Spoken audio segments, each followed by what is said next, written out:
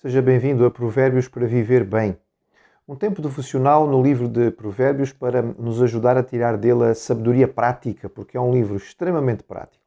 Nós vamos entrar no capítulo 5 e ele tem um dos vários discursos que este livro contém de conselhos, provavelmente pensando mais em jovens, rapazes, homens novos ainda, inexperientes, e é uma grande advertência, um apelo contra a lascívia, a imoralidade, a prostituição.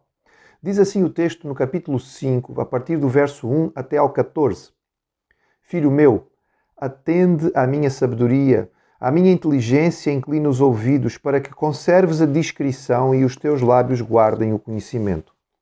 Porque os lábios da mulher adúltera destilam favos de mel, e as suas palavras são as mais suaves do que o azeite.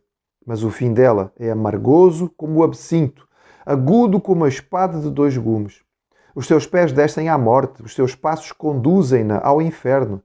Ela não pondera a vereda da vida. Anda errante nos seus caminhos e não o sabe. Agora, pois, filho, dá-me ouvidos. Não te desvies das palavras da minha boca. Afasta o teu caminho da mulher adúltera e não te aproximes da porta da sua casa, para que não dês a outrem a tua honra, nem os teus anos a cruéis, para que dos teus bens não se fartem os estranhos e o fruto do teu trabalho não entre em casa alheia. E gemas no fim da tua vida, quando se consumirem a tua carne e o teu corpo, e digas como aborreci o ensino, e desprezou o meu coração a disciplina. Não escutei a voz dos que me ensinavam, nem aos meus mestres inclinei os ouvidos. Quase me achei em todo o mal que sucedeu no meio da assembleia e da congregação. O começo do capítulo 5 é característico do livro de Provérbios, é um apelo, não é? Ao cuidado e à sabedoria. É um apelo dizendo assim, atenção, ouve aquilo que eu tenho para te dizer, presta atenção nas minhas instruções e tu vais evitar o caminho mau, vais guardando as minhas instruções, vais estar inclinado para o bem e não para o mal. E qual seria o mal aqui?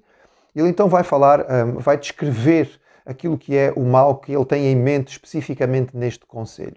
Ele faz sentido no mundo em que vivemos, porque nós vivemos hoje uma época que é verdadeiramente obcecada pelo sexo. E não pensemos que isto diz respeito apenas aos nossos jovens.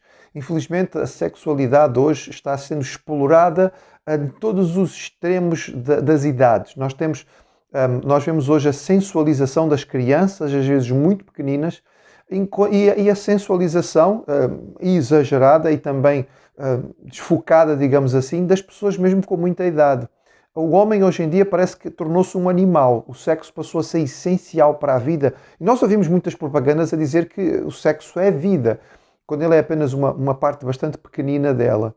Bem, ele descreve então, nos versículos 3 ao 6, a mulher adúltera. Aqui fala mulher estrangeira.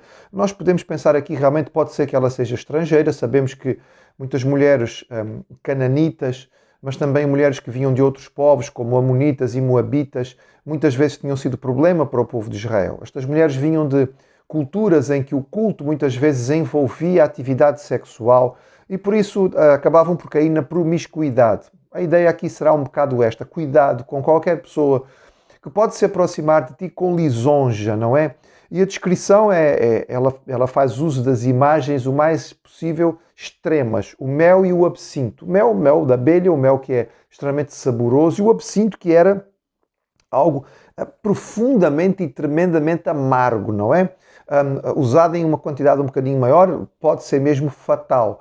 Mas o absinto, inclusive, tornou-se moda em alguns lugares, pequenas quantidades, passa a ser parte de vício de algumas pessoas. Ele faz aqui o contraste máximo e ele avisa, atenção, cuidado com a lisonja, aquela conversa que parece tão bonita, tão agradável e que te elogia, que te faz sentir bem, etc. e tal. Nós temos que ter cuidado com a lisonja, em qualquer circunstância. Nós não devemos ter receio da crítica, seja ela chamada positiva ou negativa. Devemos procurar ler a crítica e perceber se ela tem sentido, sobretudo quando ela vem de alguém que está perto de nós. Alguém que não nos conhece, seja elogiando ou criticando, faz pouco sentido porque não sabe quem realmente somos. Mas muito cuidado com a lisonja, porque ela faz o homem escorregar num dos seus pecados mais fáceis, que é o orgulho, que é a vaidade, que enche o coração. Ele descreve então que a resposta, aquele que segue esta mulher e que aceita este tipo de conversa e de lisonja, vai acabar por encontrar a morte, não é? Vai acabar por cair, porque o caminho que esta mulher leva é o caminho da desgraça. O apelo ao jovem é feito nos termos mais fortes. A ideia é mesmo esta: foge, corre, não passes nem perto. Podemos lembrar, por exemplo, a história de José. José era um jovem belo, forte, no auge da vida. A certa altura, ele cresceu tanto dentro do lar em que ele trabalhava que Potifar, plenamente confiante nele, vendo que a bênção de Deus o ajudava em todas as suas tarefas, lhe deu a administração da sua casa. Confiava plenamente nele. E Potifar passava muito tempo fora, então a sua bela esposa começou a olhar para aquele jovem e o desejou fisicamente. E tentou seduzi-lo várias vezes. Chegou a um ponto em que ela chega mesmo a agarrá-lo. Estão sozinhos em casa, é o momento dele ceder, ou ter um bocadinho de prazer. O marido não liga nenhuma para ela quer, não estou a fazer nada de extraordinário, eu sou jovem, também tenho direito. Não, José tinha consciência de que vivia na presença de Deus. E é esta a sua consciência que toca. É isso que ele vai dizer: eu estou na presença de Deus, eu iria pecar contra o meu Deus e contra o meu Senhor, que tem tido toda a confiança em mim, não posso fazer isto de maneira nenhuma. E o que é que José faz? Ele corre, ele foge, não é? Ele larga a capa com aquela mulher. Ele depois vai sofrer terrivelmente por ter fugido, mas esta é a forma certa de agir diante destas coisas. E por vezes é mesmo preciso fazer isto. Não é covardia fugir numa situação destas, é o certo que se deve fazer. As consequências desta situação são descritas no versículo 9 até ao 11, não é? Com algum, quase que diríamos com algum pormenor. Parece-nos encontrar aqui várias possibilidades. Ele está a descrever aqui a perda, o dano, tanto financeiro, quanto social, quanto físico. Podemos estar aqui a pensar no gasto que este jovem vai ter com esta mulher, porque ele vai ter que agradá-la e ele vai gastar o dinheiro que tem e o que não tem. Podemos pensar em algum tipo de chantagem, não é? Porque de repente a sua reputação pode ser posta em causa. Então, para que ele não seja descoberto, ele vai dar dinheiro para que não falem dele. Pode ser que esta mulher seja adúltera e ela tem um marido que agora vem tentar se aproveitar da situação, tirando alguma coisa. E este jovem vai perder a sua reputação, ele corre risco da sua situação social diante das outras pessoas, ele perde os recursos que tem e, por fim, também nós vemos aqui uma descrição de doença física. Fisicamente ele vai sofrer.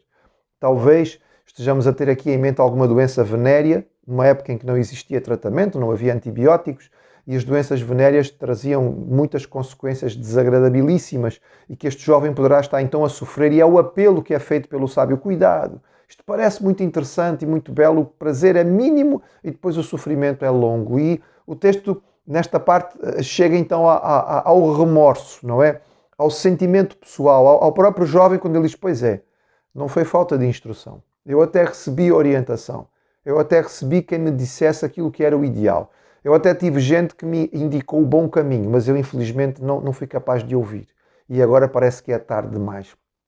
O versículo 14 dá mesmo a ideia de que ele correu o risco de se degradar de forma absoluta. Talvez não tenha chegado a tal ponto, mas já estava tão avançado, não é? Naquilo que era a sua perda de qualidade de vida no meio da sociedade em que vivia, fisicamente falando, e nos seus relacionamentos. É um apelo contra a sensualidade exagerada e que nós devemos ter em mente hoje em dia. Porque cercados que estamos por tantos apelos, hoje em dia, imagens que antigamente poderiam passar à alta madrugada, quando passavam na televisão e com muitos avisos, hoje em dia passam a qualquer hora. Qualquer criança desprotegida pode ligar a televisão e assistir a um ato sexual entre homem e mulher, e começa a ser cada vez mais comum entre homem e mulher, sem que não haja absolutamente nenhum respeito e nenhum cuidado. Contra esta sensualidade exagerada, há aqui um apelo por parte do sábio. E qual é a resposta? Qual é a alternativa? Se não vamos deixar-nos levar por este tipo de sensualidade, então o que é que qual é a solução que Deus oferece ao homem? Porque foi Deus que o criou com a possibilidade do sexo e a sensualidade. Bem, isto veremos na nossa próxima meditação. Mas guardamos aqui esta mensagem. Diferente daquilo que o mundo pensa, a vida não é feita de sexo. Ela é apenas uma pequena parte e nós devemos nos guardar na nossa mente, no nosso coração e no nosso corpo daquilo que nos pode contaminar e fazer mal.